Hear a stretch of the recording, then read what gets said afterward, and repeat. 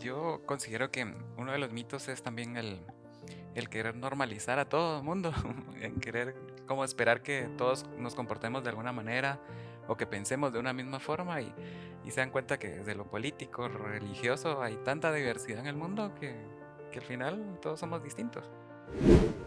Sí, una de las tantas preguntas que a mí me hacen constantemente es, ¿y cómo, justo como un poco como mencionaba Barbarita, ¿verdad? ¿Cómo me relaciono con él? ¿Cómo le hablo? ¿Cómo puedo hablarle a una persona con autismo? Pues la verdad es que mi respuesta es como con respeto, como a cualquier otra persona. El autismo es 4 veces más frecuente que el síndrome de Down. Sin embargo, a mí constantemente me preguntan, ¿por qué la gente no habla de autismo? ¿Por qué no se sabe del autismo? Porque yo nunca había escuchado eso. Entonces, a veces es muy fácil escuchar personas que hablan sobre el autismo como una bendición, como esto que me pudo haber pasado, ¿verdad? Cuando tu hijo no ha convulsionado 5 o 7 veces, cuando tu hijo no ha tenido autolesiones, cuando tu hijo no ha pasado en el hospital cualquier cantidad de tiempo por todas las condiciones que ha tenido. Entonces, sí debemos de tener claros que cuando se habla de autismo, hasta que no conozcas a esa persona, no puedes saber por lo que puede pasar, ha pasado y pasará. Buenos días, buenas tardes, buenas noches. Bienvenidos nuevamente a un episodio más del Te acompaño desde la experiencia de la Clínica Ciclini. Para mí es un gusto iniciar con un nuevo episodio en donde vamos a hablar sobre mitos y realidades sobre el autismo y qué sucede en Latinoamérica con el autismo. Eh, Tengo el honor de estar acompañada por Bárbara Mejía, que ella es la directora de la Clínica Ciclini, y por Ángel Bautista, con quien ya hemos estado también en otros episodios. Él es psicólogo, educador especial y está trabajando acá también como terapeuta dentro de la clínica. Así es que qué bueno tenerlos por acá. Sí, Hola, Karen. Bienvenidos a Gracias. su podcast. nuestro podcast, nuestro espacio de confianza. Sí, correcto. Sí. Bueno, el autismo es un tema muy difícil de explicar, por lo tanto, muchas veces pareciera ser o resulta difícil también de acompañar, de intervenir, y está rodeado de un montón de mitos. A mí casi siempre me gusta mencionar el autismo como este diagnóstico que ha sido muy manipulado por la televisión y por Hollywood, porque nos presentan algunas historias que no son realmente lo que es el autismo y que le han dado ese toque romántico, por un lado, y por otro lado, también pareciera ser que si una persona, porque casi siempre lo que nos muestra la televisión son estos personajes muy con destrezas y habilidades muy marcadas que parecieran ser geniecillos, y si es una persona que tiene tantas habilidades cognitivas y es tan bueno para A, B o C, ¿por qué necesita acompañamientos? Y ese es uno de los retos, creo yo, que tenemos quienes acompañamos el autismo, y por otro lado también para hacer sensibilización y para abrirles oportunidades a las personas con autismo, ¿no es cierto? Entonces, cuéntenme ustedes cómo ven qué es y qué no es autismo. Pues pienso que una de las cosas, ¿verdad? Como bien te lo decía Karen, es el darle como superpoderes o supertalentos a las personas que en muchas ocasiones pueden haber, ¿verdad? Como habilidades y destrezas importantes, pero algunas veces van a tener esos retos y otras veces algunos o algunas personas van a tener más necesidad de apoyo que otras y por eso es que estamos por acá conversándolo. Em, Creo que estos espacios van a ser bien importantes cada vez más también en Latinoamérica para que podamos hablar del tema con bases científicas y con bases de investigación constante y no solo quedarnos con es el niño que tiene estas conductas o son las personas que hacen esto a lo largo de su vida, sino que podamos hablar también de información verídica. El autismo, pues vemos que son dificultades tanto en la socialización, el lenguaje y aspectos sensoriales principalmente, y que sí notamos una diferencia en cuanto al funcionamiento pues, del lenguaje y a nivel social. Entonces, creo que por ahí es donde los papás empiezan a notar esos aspectos relevantes de ok, mi hijo no hace esto igual que el otro nene, o cuando los ven en un grupo les llama la atención y es donde empiezan a tener esa curiosidad por saber si su hijo tiene o no una necesidad de, primero de evaluación y luego de otras necesidades, ya sea físicas, psicológicas, sensoriales y demás aspectos. Ujú. Yo creo que el autismo debemos empezar por definirlo con mucha claridad como un trastorno del neurodesarrollo. Y cuando hablamos de un trastorno es porque hay una serie de conductas que ya se han identificado que regularmente aparecen en una familia, una constelación de signos y síntomas, y ellos son muy puntuales: dificultad en la interacción social, conductas repetitivas, estereotipadas, intereses muy rígidos, muy restringidos. En el tema de la comunicación es importante entender que no solo es si el niño se relaciona o no, ¿verdad? Sino la manera en que se relaciona. Con mucha frecuencia hay un retraso o atraso en las habilidades para comunicarse o hablar, ¿verdad? Que no es lo mismo comunicar que hablar. Algunos niños hablan y no comunican nada, ¿verdad? Yo puedo estarte dando noticia, pero no me estoy comunicando, estoy hablando de algo que me interesa, pero no le estoy comunicando a Ángel nada que particularmente le interese para mantener una interacción. Entonces, la comunicación tiene sus características bien particulares. Hay ecolalia, por ejemplo, el niño que repite lo último que le han dicho. ¿Quieres agüita o quieres juguito? Juguito. ¿Quieres juguito o quieres agüita? Agüita. ¿Pero qué quieres? ¿Qué quieres? ¿Verdad? El nene que habla en tercera persona, ¿verdad? Brian quiere agua, Brian quiere agua. No, así no se dice, mijo, se dice yo quiero agua. Yo quiero agua, Brian quiere agua, ¿verdad? Entonces notamos ese hablar en tercera persona, referirse a sí mismo en tercera persona. También hay otras dificultades o diferencias, peculiaridades, como memorizar largos episodios, o, ¿verdad? Frases, oraciones, párrafos completos. Diálogos, sí. Diálogos que vemos en la televisión, ¿verdad? Me recuerdo muy bien, chiquito, que se sabía casi un episodio completo de Elmo. Y cuando estábamos evaluándolo, me recuerdo que dije, yo este episodio ya lo vi. Yo había cambiado esa mañana a mi hijo pequeño para prepararlo al colegio con esa misma caricatura de fondo. Estábamos viendo Elmo y esa era la que me estaba recitando ese chiquito esa mañana. O Dora la Exploradora. Bueno, ustedes mencionen las caricaturas ahí que están de moda. Muchas veces llevan, oh, sí. O también en este tema de la interacción social y la comunicación vemos poco contacto visual. Algo muy interesante es que sí hay el paciente con buen contacto visual o un contacto visual que disimula la dificultad, pero cuando lo oyes hablar, su tono de voz puede ser monótono. A veces adoptan tonos de voz de personajes que les han impactado y les han gustado. Hemos tenido chiquitos que al momento de hablar, o nenas que al momento de hablar son como Dora o como la princesa, ¿verdad? Ah, tú también quieres estar conmigo. Y esa es una respuesta ante cuando yo le digo, ¿quieres jugar? ¿Verdad? Ah, tú también. ¡Wow! Esto es excelente, ¿verdad? Ese tipo es un lenguaje diferente que uno dice es como un poco fingido. Muchos papás me dicen, sí, tal vez sí es como el de la película tal, ¿verdad? Entonces hay muchas peculiaridades en el tono de voz. No siempre es el contacto visual.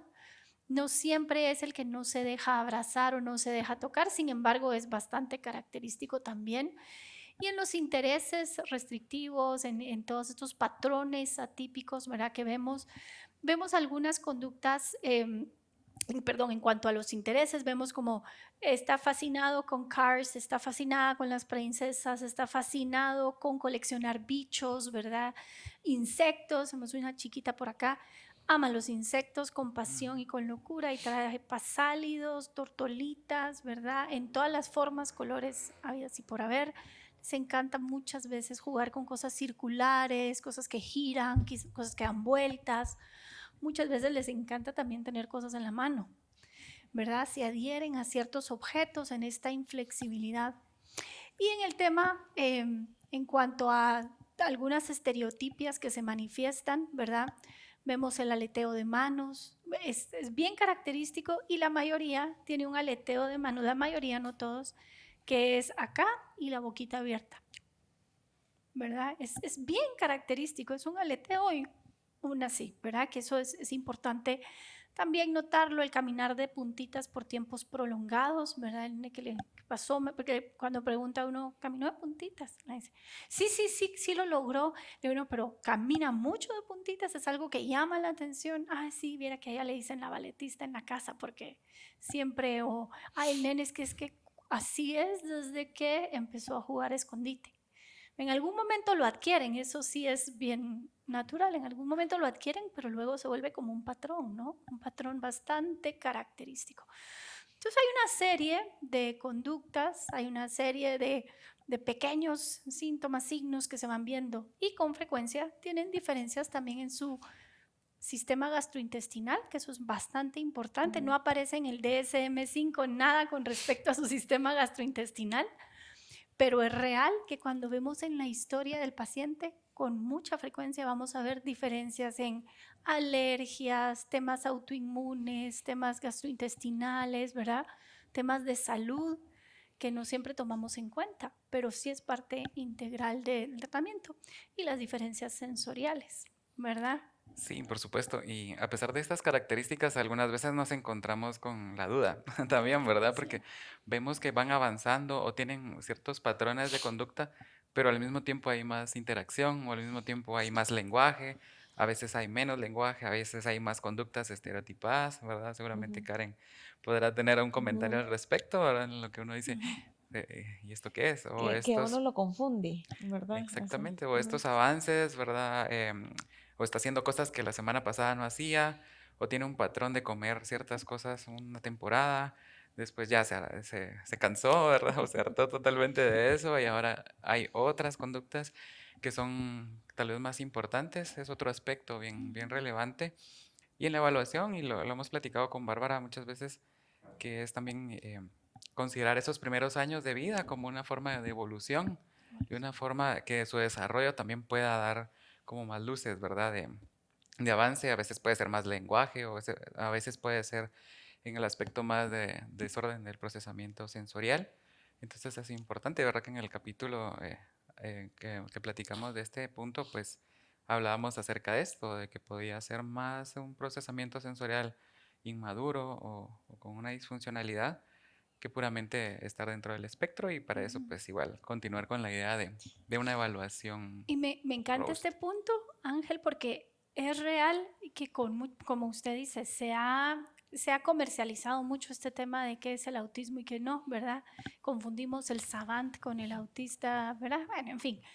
Pero este punto de no hay dos iguales, entonces eso es algo que hay que enfatizar muchísimo. Algunos chicos que están dentro del espectro, su pieza débil va a ser lo sensorial, esa va a ser la pieza que más vamos a tener repercutiendo en su desarrollo de la interacción, la educativa. Algunos puede ser la pieza mental, ujú. ansiedad, inflexibilidad, dificultades para las transiciones, ¿verdad? Conducta, para algunos la comunicación, ¿verdad?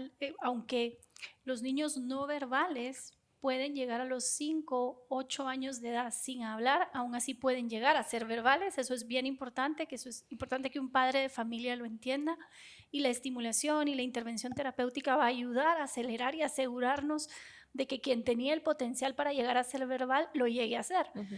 Pero es bastante frecuente que la pieza de la comunicación y el habla sea una de las más fuertes. No tiene por qué presentarse todas las dificultades con la misma intensidad, ¿verdad? Sino para algunos es esta la pieza que más duele, para otros es esta, para otros es esta, y por eso es que se llama un espectro. Totalmente. Se llama un espectro. A ver, precisamente con eso del nombre, hay tantas corrientes ahora, porque se habla mucho más del autismo versus hace algunos años, y Sí. tampoco, seamos honestos, tampoco son muchos años los que han pasado, pero sí, ahora está más sobre la mesa. Hay más, sobre todo con este movimiento del 2 de abril, del Día Mundial del Autismo, que está desde el 2007 ahí rondando. Entonces, las noticias, hay precisamente lo que hablábamos, ¿verdad? Películas, videos, mucha información con este también boom de la comunicación y de las redes sociales. Y ahora, pues ya uno no sabe cómo decirle al autismo por eso a mí me gusta más autismo, porque es un trastorno. O sea, sabemos que desde el DSM-5 está catalogado como trastornos del espectro autista, pero también es una condición. Algunos dicen, bueno, sí, es una enfermedad precisamente por lo que usted decía, ¿verdad? Por todo este tema del intestino, hay un tema metabólico importante, ¿verdad? Hay temas ahí que también, ¿cómo realmente podemos decir sobre el autismo? ¿Cómo lo podemos describir? ¿Cómo lo llamamos? Para no pelear, ¿verdad? Con fundamentaciones teóricas que al final del día podrían generarnos más confusión, pero es bueno irnos siempre anclando más hacia el lado de lo que te permite una verdad que te haga moverte a lo mejor para tu hijo. Sí debemos de decir, porque estamos hablando de mitos, ¿verdad? Sí debemos llamarle una condición, porque hay algo atípico en todo esto. Esto de que no hable, sino hasta que tiene 5, 7, 8, esto de que repita, esta situación de que aletea y no quiere más que seguir armando y alineando dinosaurios y eso es atípico y afecta el desarrollo del niño. Así que es una condición, no es una enfermedad, porque no es una cosa que se adquiere de repente y luego que tiene cura, ¿sí? Pero sí es una condición del neurodesarrollo, significa que estaba ahí aún antes de que este ser humano tan único haya venido a este mundo y le hayan dado a luz. Es una configuración que tiene muchos factores genéticos, ¿verdad? Ambientales, y cuando todos estos deciden confluir en el momento, ¿verdad? Entonces vemos la expresión de todo esto que empieza a ser, y muchas veces parece como un dominó, ¿verdad? Más o menos al año y medio, la mayoría de pacientes, eso nos pasa muy seguido. Le dicen, mire, Bárbara, es que yo le hablaba, yo le decía, pero de repente fíjese que después de este incidente dejó de hablar. Yo sí le noté que cuando regresamos del rotavirus, cuando regresamos del adenovirus, le dio boca, mano, pie, le dio no sé qué, y hubo algo que su sistema inmune, ¿verdad?, se vuelve más evidente. Pero eso no quiere decir que el origen del problema es el rotavirus o una condición. Es que metabólicamente y de forma inmune este chiquito tenía esta predisposición, eventualmente esto iba a pasar. Y ya habían signos antes que no habíamos visto con claridad, pero hay puntos como que marcan ese iniciar. Ya no me empezó a ver, ya no le hago el picabú, ya no se ríe, ya no me dice mamá, decía mamá, pacha, titi, agua, y ya no lo dice. Sí, con mucha frecuencia vemos eso, pero los estudios longitudinales nos han demostrado que aunque esos son los puntos que marcan, antes ya habían síntomas muy leves, pero estaban presentes. Ok.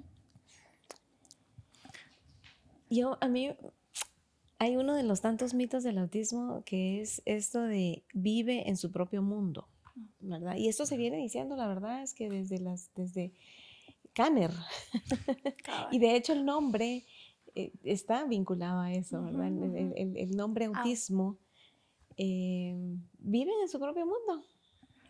Yo considero que uno de los mitos es también el querer normalizar a todo el mundo, en querer como esperar que todos nos comportemos de alguna manera o que pensemos de una misma forma y se dan cuenta que desde lo político, lo religioso, hay tanta diversidad en el mundo que al final todos somos distintos. De hecho, hasta los hermanos y hermanas gemelas tienen su diferencia, ¿verdad? Unos centímetros más, unos centímetros menos, algo que los diferencia. Sí, total. Sí, y volviendo a la idea de si viven en su mundo, creo que estamos compartiendo el mismo mundo de la forma en que yo personalmente lo veo. Estamos todos, ¿verdad?, en este mundo compartiéndolo, pero las personas autistas tienen esos intereses particulares y son muy buenos en un tema que les encanta. Saben tantos datos o se enfocan tanto que pueden llegar a ser exitosos, pero tampoco lo determina que le guste algún tema y que por eso vaya a ser químico, biólogo o que vaya a ser médico, ¿verdad?, que cure alguna enfermedad de las que conocemos. Milagrosamente. Crónicas, exactamente, pero podemos ver que van a invertir mucho tiempo en esa actividad. Entonces, por eso muchas personas se preguntan, bueno, o se dicen, está en su mundo, ¿y yo cómo puedo interactuar con él? ¿Por qué no me responde? O le hablo y parece que no me escucha, que son muchas cosas que nos dicen en la clínica. O yo cómo empiezo a jugar con él, más en la terapia sensorial, que es a lo que me dedico. Entonces los papás me dicen, ¿y cómo hago para que me atienda? Porque yo miro que aquí sí participa, empieza a jugar. Y son aspectos bien relevantes en los que podemos ir aprendiendo a involucrarnos en los intereses, pero yo no lo vería como está en su propio mundo, porque crea así algunas ideas, pero estamos compartiendo Excelente. todos. Claro. Y esto de la percepción que tenemos cuando estamos afuera, sin saber demasiado de está en su propio mundo para un papá, cómo duele. Hemos tenido papás Ujú, que lo que te dicen es que Claro. él no quiere jugar conmigo. Y uno, o ujú, sea, yo Es que tenía eso un es papá que me decía, Bárbara, ¿usted cree que él va a querer jugar conmigo? Ay, a mí me puede, o sea, eso a mí de verdad me toca una hebra muy sensible, porque creo que ese ideal que uno tiene de los hijos en algún momento de te quiero abrazar y quiero que sepas que soy yo, te quiero agarrar la manita y quiero que sepas que soy yo, que estoy para cuidarte, pero no te intereso. O sea, eso es bien doloroso para un papá. Entonces, formarnos sobre qué es y qué no es autismo y buscar esa manera de dejar de sentir que ese niño está en su mundo y que no quiere nada conmigo. Creo que hay muchas cuestiones sensoriales, ¿verdad? Que pueden hacer un shutdown, le diría, yo no sé qué palabra en español se adapta mejor, para que un niño tenga esta como conducta de ensimismamiento, ¿verdad? Hay chiquitos que me recuerdo muy bien un casito de un nene que lo único que hacía, tenía ya 3 años y medio, este chiquito me enseñó muchísimo. Entró al salón de evaluación, yo trato de no tocar, de no ser físicamente como, ¿verdad? invasiva. Invasiva, esa es la Sí. palabra. Cuando estamos evaluando, pongo juguetitos, observo y me voy acercando y voy como midiendo qué nivel de juego es el que este niño tolera. Este chiquito gateaba y daba vueltas y daba vueltas y daba vueltas y gateaba y por mucho que tratábamos como de entrar a ver qué jueguito, va, tiro la taza, meto algo, saco al dinosaurio, nada. Gatear, gatear, gatear y rondar, pero lo vi en la recepción con una capacidad de interacción mucho más elevada que la que después yo miraba en el salón, ¿verdad? Como que no tenía sentido. Apagué la luz, ¡puc! Automático. Ya la pelota ya cobraba sentido, ya entonces yo pude empezar a hacer como que era el carrito, me fui a esconder debajo de la mesa, y entonces ya el nene me empezó a ver, apagué la luz. Esa luz blanca molesta Claro, que yo tengo en mi oficina y claro. ahora uso una lamparita que Ajá. uso a veces, apago la luz principal y me quedo con la lamparita. Solo Es apagar una esa gran luz. diferencia en su No es que él funcionamiento. quiera estar fuera de este Ujú. mundo, es que esa luz blanca lo estaba cegando probablemente. Me imagino que es cuando uno va al mediodía en el sol, en la Roosevelt, y que vas así, que uno dice, ¿verdad? Claro. Eso va a haber sentido.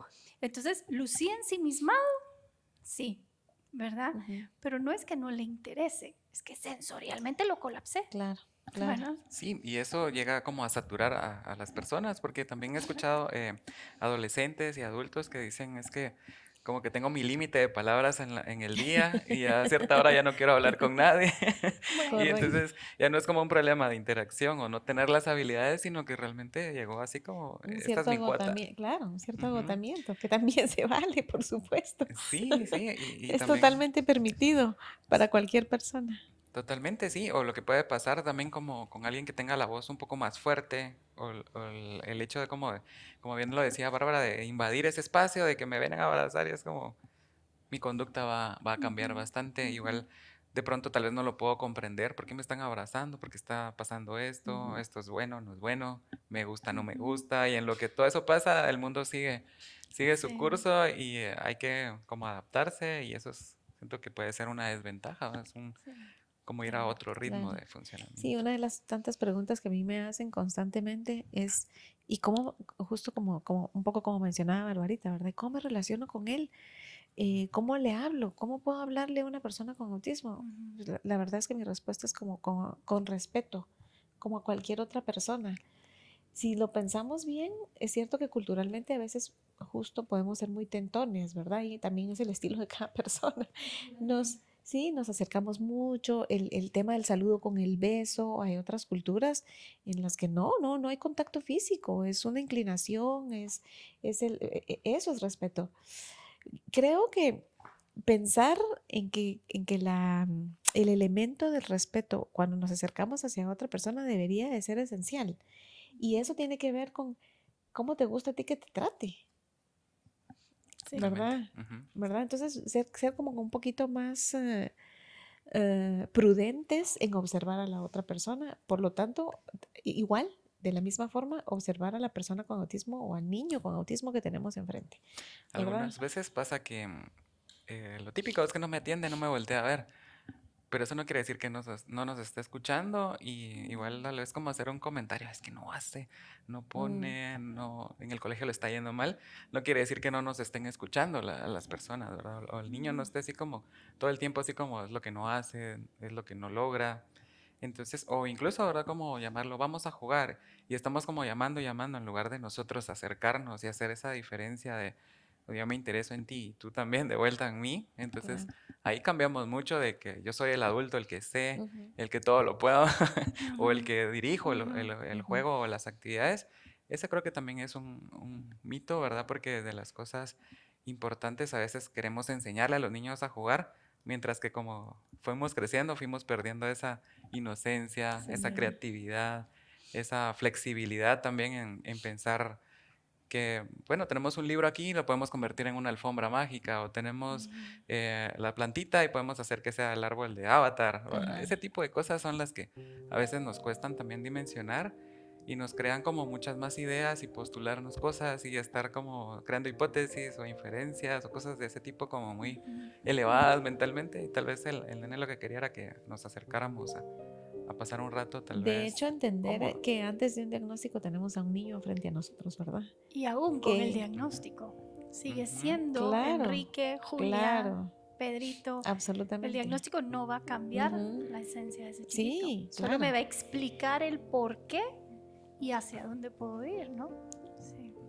Pues sabemos que el autismo es 4 veces más frecuente que el síndrome de Down.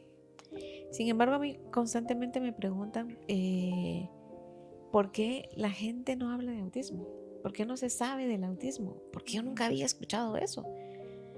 Y sin embargo, del síndrome de Down hay tanta información. Ujú. ¿Será que realmente no estamos hablando lo suficiente del autismo?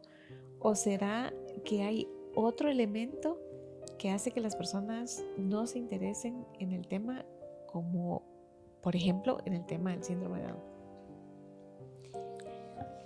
Pues yo creo que es un poco complejo como poder determinar causas que lleven a este aspecto, pero se me ocurre que lo que puede hacer la diferencia es la difusión, ¿verdad? Siempre crear los espacios. Creo que el síndrome aún puede ser un poco más visible si lo queremos decir como físicamente, en la mayoría de los casos, porque hay algunas personas que no tienen los rasgos característicos del síndrome de Down. Mientras que, por ejemplo, yo tengo un paciente que en el colegio han hecho el comentario de no parece autista, ¿Y porque cómo se lee mirará el autista? Exactamente. Es que exactamente. ese es el Entonces, tema. ¿Cómo se ajá, mira el Ese es el autista? tema. Tengo duda. ¿Qué le ajá, vemos y qué no le vemos? y Claro, es porque porque es independiente, porque hace esto, porque hace lo otro, y lo que la gente espera es que sea una persona muy asistida, que esté haciendo estereotipias, que esté teniendo problemas para tener como una organización sensorial. Que se bambolee de adelante para atrás todo el día nada más. Tal vez, Exactamente, ¿verdad? o que no pueda tener amigos. Él tiene un grupo de amigos que es un poco, pues, pequeño, pero reducido, tiene pero lo amigos y tiene, está claro. teniendo esa interacción. Entonces creo que es como más lo que las personas pueden ver y lo que pueden esperar Ujú. y lo que se predisponen a ver también. Y hay mucho autismo en América Latina.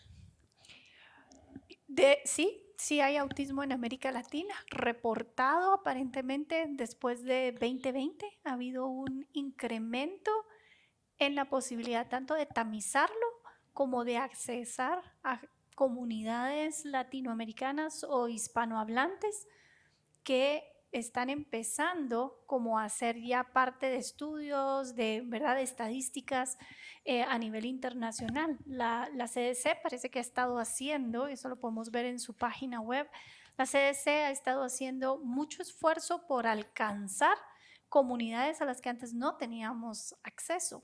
Entonces sí hay autismo en América Latina. Ahora van a notar que hay un incremento en la estadística. Pasó del 2.6, y puede ser que me esté equivocando en el dato exacto, a un 3.6 en América Latina, en raza negra también, ¿verdad? Versus el 2.6 que prevalece en la raza blanca. Entonces creo que sí, ha habido más, no es que hay un incremento, es que se están visibilizando más, es que hay más educación al respecto.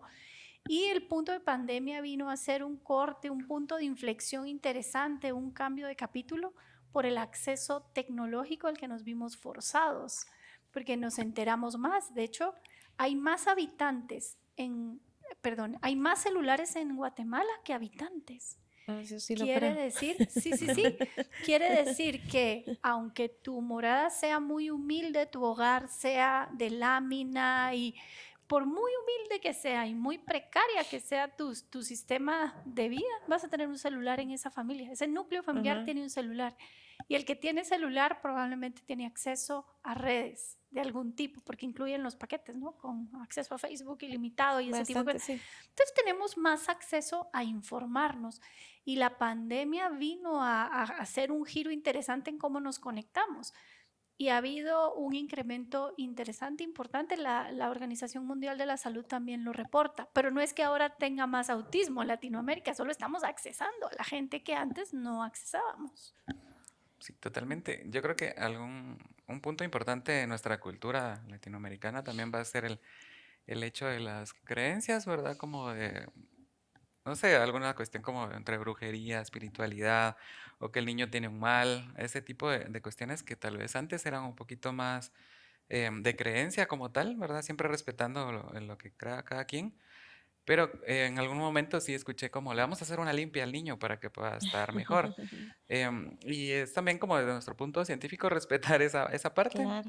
pero también el poder hablarlo, ¿verdad? Y decir que hay otros aspectos que todas las personas pueden, ¿verdad? Como observar y medir también, ¿verdad? Al mismo tiempo. Entonces, y lo hablamos también de los servicios que, como dice Bárbara, que ahora estamos teniendo más acceso a poder hacer jornadas de evaluación o tenemos más estos elementos, ¿verdad? En YouTube o algunos otros canales, ¿verdad? Como Autismo Diario, donde podemos tener información un poco más Estamos más cercanos a la verídicas. información. Estamos más Exactamente, Eso cercanos a nos la ha tenemos ayudado. información. alternativas. En México, en el 2014, hicieron una encuesta y ellos determinaron que 1 de cada 15 niños estaba siendo diagnosticado con autismo. En México. En México. Y ellos también están observando que podría existir un incremento del 6% anual, lo que me parece súper importante. Sí. Ahora, lo que sí tenemos claro, creo yo, es que no es lo mismo, obviamente, el autismo en Canadá que en Guatemala. Sí, O en nuestros países de Latinoamérica. Sin embargo, sí hay países en Latinoamérica en donde ya se han establecido mecanismos de respuesta y de servicios que tienen que ver con apoyo del gobierno, con sistemas de obras sociales o de seguros sociales en donde hay más acceso a servicios. Lo que creo yo que le facilita mucho a todas las personas que están en la búsqueda de dónde atienden a mi hijo. ¿Cómo hago yo para que mi hijo pueda acceder a todo esto tan maravilloso que escuchamos? Que existe pero, allá afuera. que existe, pero realmente, ¿cómo? ¿Verdad? Entonces, eso también es uno de los retos, creo yo, que tenemos todavía en nuestros países. Sí. Poder tener mecanismos que le den respuesta realmente a la población. Educamos sobre autismo, educamos precisamente para esto, ¿verdad? Precisamente no solo para sensibilizar, sino que porque creo que con eso definitivamente equipamos a las familias para romper con todos esos temores de me va a hablar algún día, me va a reconocer algún día. Es importantísimo espacios en donde podamos educar a las familias y podamos educar a la población en general sobre qué es y qué no es el autismo. Correcto. Por ejemplo, en esos espacios de educarnos, para mí una de las grandes barreras que tenemos y nos gusta mucho abordarlo aquí en clínica es el creer que una vez dado el diagnóstico Y si es un paciente que está siendo muy tardío en el desarrollo de su lenguaje, habla, comunicación, usar imágenes lo va a dejar, como decimos aquí, mudo, ¿verdad? Es que usar, pero ¿por qué no? Yo no voy a comprar, no voy a imprimir los pictogramas, no, es que mire, hablé con mi esposo, hablé con mis tíos, hablé con mis primos, ¿verdad? Y no voy a hacer, no hable, ¿verdad? Uno de los grandes mitos sobre los que tenemos que educar es el paciente dentro del espectro de autismo procesa primero la imagen y después el significado propiamente del lenguaje. Entonces, entrar a través del canal visual es varita mágica. Y por ejemplo, hablando de la importancia de educar, es una de las cuestiones que nos facilitarían mucho el camino hacia la dignidad de este chiquitín, este nene que no logra poder poner en palabras lo que está pensando, ¿verdad? Entonces, esa educación tan importante que hay sobre qué es y qué no es, romper esos mitos, no dejarnos llevar. Mira, tengo un paciente que le dieron las migas del oro durante 6 meses y yo decían, no lo puedo creer, pero al final del día es real, Claro. es parte de la idiosincrasia, ¿verdad? De nuestras culturas, ¿verdad? Orar, hacer un montón de cuestiones que sustituyen la línea científica. No digo, no dejemos de hacer todo eso, digo, acompañémonos de la mano con la información correcta para evitar que el tiempo pase, porque aquí el tiempo es oro. La intervención temprana, por todo esto que hemos hablado en otros episodios sobre cómo las neuronas no es que dejen de estar ahí.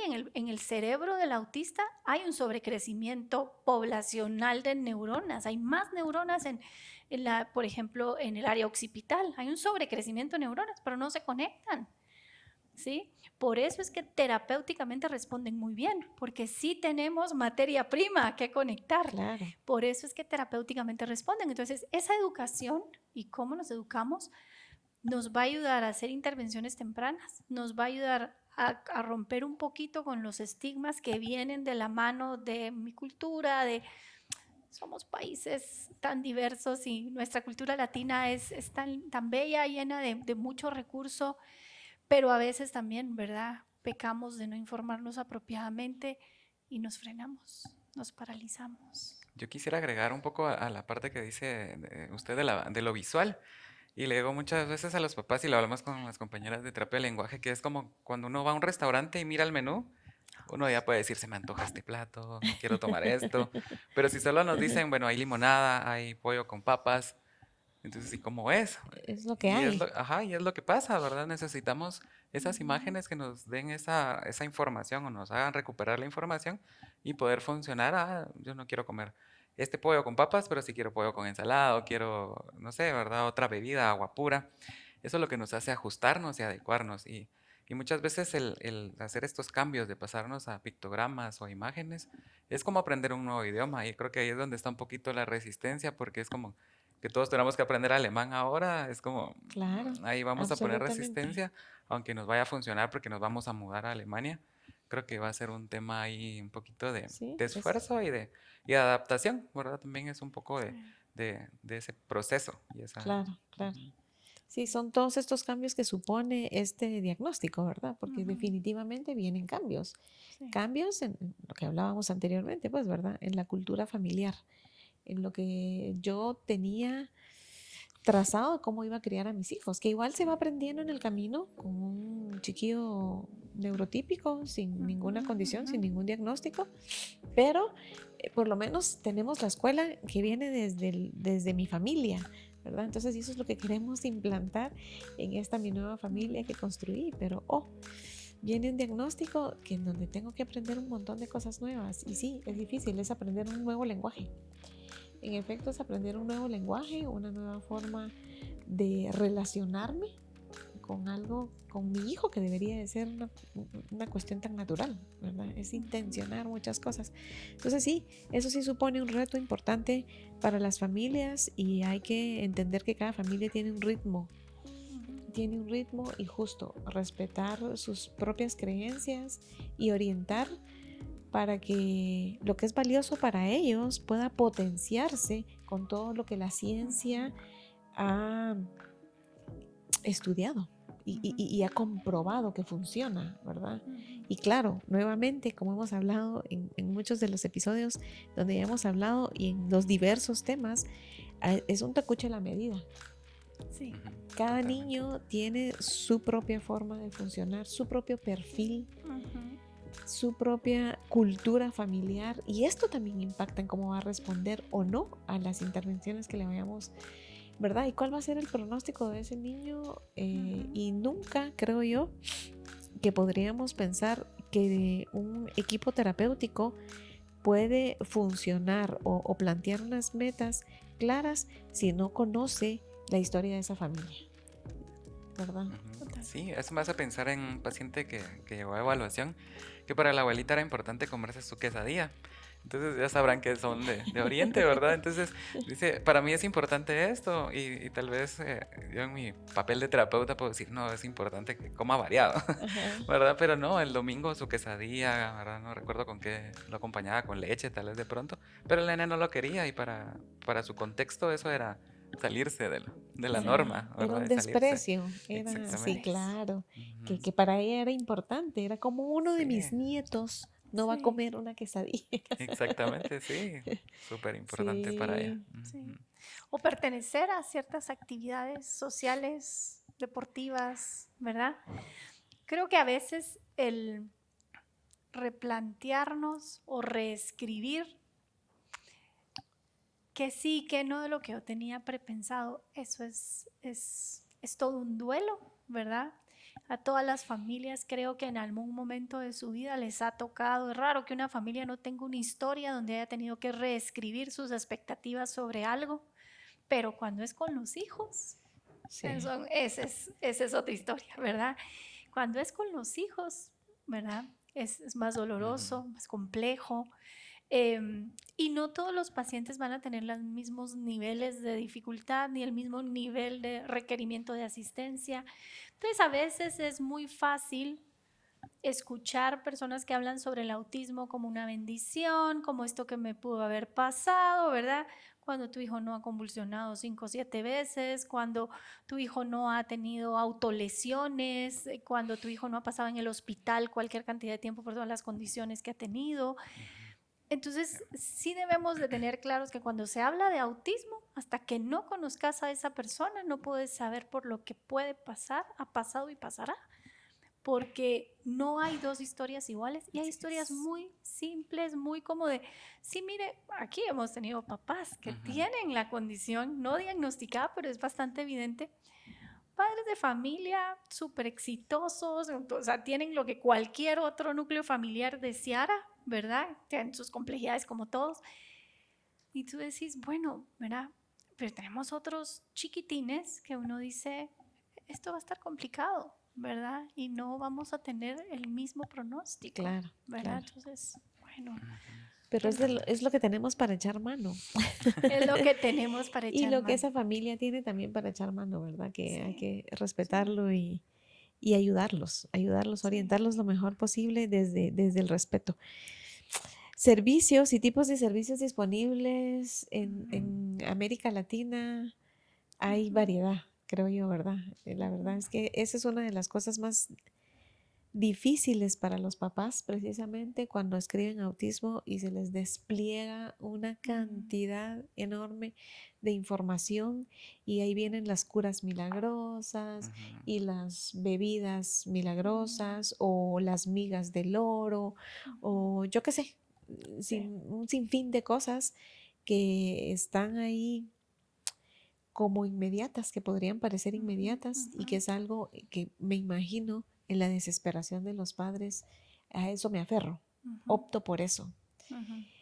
¿Qué piensan ustedes que les podemos recomendar a los papás para que sus recursos sean mejor administrados? Ujú, Y cuando ujú, yo siempre que yo hablo de recursos, no solo me refiero a lo económico, sino que sus energías emocionales, su tiempo, todo, sus anhelos, todo esto que está puesto aquí en esta vida de esta criatura, que sean utilizados de la mejor forma, administrados para que realmente puedan ver eh, mejoras en lo que están observando en este momento con su hijo. pienso que bastante como consultar a otras personas, tal vez de pronto que hayan pasado por lo mismo, tal vez con los que son tratamientos muy experimentales, tratar de tomarse el tiempo para decidir en hacerlo, porque de pronto no va a ser como el, o no hay una medida todavía que pueda decir que funciona o que es confiable. Creo que por ahí va a ser algo importante. Em, en la terapia que nosotros ofrecemos, pues principalmente en Ciclidi, pues las evaluaciones son estandarizadas y hay mucha información que pues se ha estudiado mucho en otras culturas y estamos adaptándola a la nuestra. Creo que por ahí va un poquito, ¿verdad? La línea de poder quitarnos como ese velo de decir, vamos a probar esto en la desesperación o vamos a probar esto porque es el recurso que tengo. Creo que es como de tomar la decisión, bueno, validar cuál es el impacto que pueda tener, ¿verdad? Porque, digamos, podemos pasar meses dándole las migas, como decía Bárbara, pero no se escuchan las palabras y vamos a tener ahí puntos importantes que, o el tiempo se va pasando, ¿verdad? Y la niñez es corta, si lo vemos después ya como en cuestión de sumar el tiempo. Pero también el poder consultar a los médicos, creo que son la primera línea que nos Ujú. dice, mira, no, estoy viendo que no está respondiendo, sus reflejos están de tal forma. Luego ya los pueden mandar a una validación con el neurólogo o con un psicólogo. Creo que por ahí vamos también en una buena ruta para ir como una guía, ¿verdad? De la salud. Creo que hay que buscar, ¿verdad? Esa salud, así como cuando nos duele la cabeza, cuando tenemos un malestar, ¿verdad? De algún tipo en nuestro cuerpo, ir con la persona que realmente nos va a poder asistir. Creo que es un Ok. poco lo que... Yo pensaría que Ujú. el punto de partida es si tu hijo llega al año y medio y no expresa más que 2 o 3 palabras, si vemos un atraso ahí, ¿verdad? Uno, hacer una evaluación. Regularmente vamos primero con el pediatra y después, primero vamos con el pediatra y regularmente el pediatra, si ve signos de alerta como el aleteo, los intereses restringidos, ¿verdad? Va a derivarnos a un especialista que sepa evaluar y de hacer el diagnóstico. Entonces, el especialista ¿verdad? No tiene un perfil tan único tampoco, ¿verdad? A veces puede ser psiquiatra, neuropsicólogo, neurólogo, psicólogo, ¿verdad? Entonces, número uno, hacer una evaluación para poder canalizar bien nuestros esfuerzos, que esa es la pregunta. Entonces, hacer una evaluación. Si solo tiene signos de alerta y es un paciente de 0 a 3 años, mi sugerencia es busque una terapia relacional, que incluye casi siempre una forma de jugar e interactuar. Me enseñan como padre de familia a jugar e interactuar y con frecuencia algunas de estas terapias relacionales se llame floor time, se llame RDI. Ay. RDI, ¿verdad? Por ejemplo, que eso sí existe en Latinoamérica y es accesible, casi siempre van a mezclar elementos sensoriales. Entonces, ese es un excelente punto de partida si tienes 0 a 3 años y hay síntomas sugestivos de la estimulación en el lenguaje, el habla y la comunicación es muy importante cuando ya excedido los 2 años de edad, ese chiquitín no hace contacto visual, se dirige a las demás personas solo cuando quiere algo, pero no me responde ante las demandas de, pero tú quieres desayunar o no quieres desayunar, no contesta. Pero ¿quieres salir o no quieres salir? No contesta. Pero cuando él quiere salir, dice, callo mamá, agarra bolsito y va para afuera, ¿verdad? Entonces uno dice, ¿por qué cuando él tiene el interés y es su iniciativa lo hace, pero si yo le pido no? Ese es un síntoma muy claro. Llegamos a los 2 años con un patrón atípico o no hay lenguaje, no espere más tiempo, vaya a la evaluación y empiece con una intervención en comunicación, ¿verdad? El otro punto súper importante es que hay una brecha, bueno, no una brecha, hay un tiempo en el que las intervenciones aún basadas solo en el síntoma son apropiadas. Porque, por ejemplo, yo podría ir a un clínico y me dice, mire, lo que pasa es que tiene un poco de atraso en esto, tiene diferencias en eso, pero no me cumple con todos los criterios, no le puedo dar el diagnóstico de autismo. Yo puedo agarrar esos síntomas como padre de familia, no sobre y decir, ok, sí, no dicen que es autismo, porque a veces nos toma hasta los 8 años que aterrice la sintomatología, pero así que ya es bastante clara para el clínico, Evidente, ¿no? ajá. Más evidente para el clínico. Pero aún así la invitación es a que antes de ese momento, si yo tengo síntomas de alerta, yo trabaje en ese síntoma con un profesional, de la mano de un profesional es importante, ¿verdad? Hay muchas terapias, yo diría que incluso hay terapias que son experimentales, que tienen muy buen sustento, pero que no han sido aprobadas por temas económicos, no por otra cosa, ¿verdad? Porque, ¿verdad? Eso sucede, y lo mejor que hay que hacer es buscar un profesional que tenga experiencia en el tema de autismo, que lo acompañe a uno y te diga, en esto te puedes tomar riesgo, ¿verdad? Lo que no podemos creer es que ninguna de estas intervenciones te va a curar el autismo, Claro. porque el autismo no se cura. Entonces, de las que nos tenemos que alejar es de las que nos dicen Las que prometen la cura. que te van a curar. Las que son muy claras en objetivos específicos, yo ahí me siento más confiado. El que sea certificado y además tiene experiencia en autismo, yo me siento más confiado. Y el que hay otros profesionales que ven pacientes con la misma condición, que me dan el ok, el visto bueno, otro papá. Es como el ginecólogo. Las mujeres consultamos mucho, mira, ¿y vos con quién has ido? Y mira, ¿y tú? Y el pediatra, uno casi nunca escoge un pediatra por guía telefónica, ni por Google Ad o algo así. Uno dice, mira, ¿y con quién llevas al nene? Ay, me encanta la fulanita, el sultanito. Lo mismo debemos hacer en autismo. Realmente abocarnos a personas con las que nos refiere alguien más, si no tienes a alguien donde buscar específicamente. Yo no estigmatizaría las terapias experimentales, porque he visto, por ejemplo, la alimentación para muchos, si buscamos en redes, es experimental y es no aprobada como una intervención para autismo. Y cuánto bien hace una dieta de eliminación y una dieta específica para su perfil metabólico. Claro. Y aún así, si usted busca en redes, ¿verdad? Todavía es como algo que no tiene sustento científico. Claro. Y la realidad es que hace cambios radicales. Significativos. Sí. Totalmente. Excelente. ¿Verdad? Bueno, muchas gracias de verdad por este espacio y esperamos haber aclarado un poquito esto de qué es y qué no es el autismo, todos esos mitos o algunos de los mitos que están alrededor del tema del autismo. Y pues cerramos este episodio y los esperamos en el siguiente. Te acompaño desde la experiencia. Muchas gracias.